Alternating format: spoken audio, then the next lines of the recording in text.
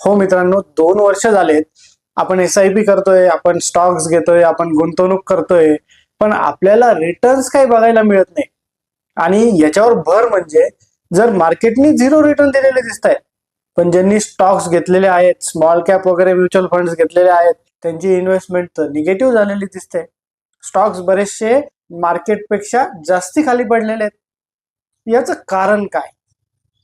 बरेच जण म्हणतील की मार्केटमधून FIIs जे सेलिंग करताय, मार्केटला सोडून जात आहेत, ते कारण आहे. बरेच जण म्हणतील की या FIIs सोडून जाण्याचं कारण आहे टॅक्स, जे गव्हर्नमेंटनी एक्सेसिव्ह टॅक्स लावून ठेवलेत. बरेच जण म्हणतील डॉलर जो वाढतोय रुपीच्या अगेन्स्ट. बरेच जण म्हणतील युद्ध. बरेच जण म्हणतील इंडियाची ग्रोथ जशी पाहिजे तशी होत नाहीये.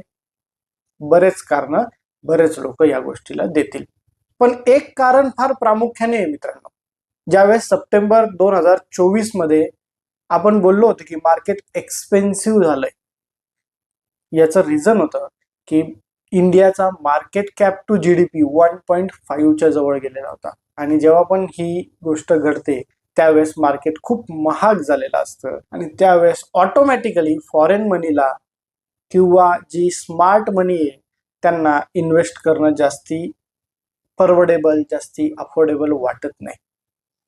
पण आता मात्र market cap to GDP ratio near about 1 आलेला आहे. आणि जर तुम्ही लार्ज कॅप्स बघितले तर त्याच्यामध्ये बऱ्यापैकी चांगली संधी दिसते.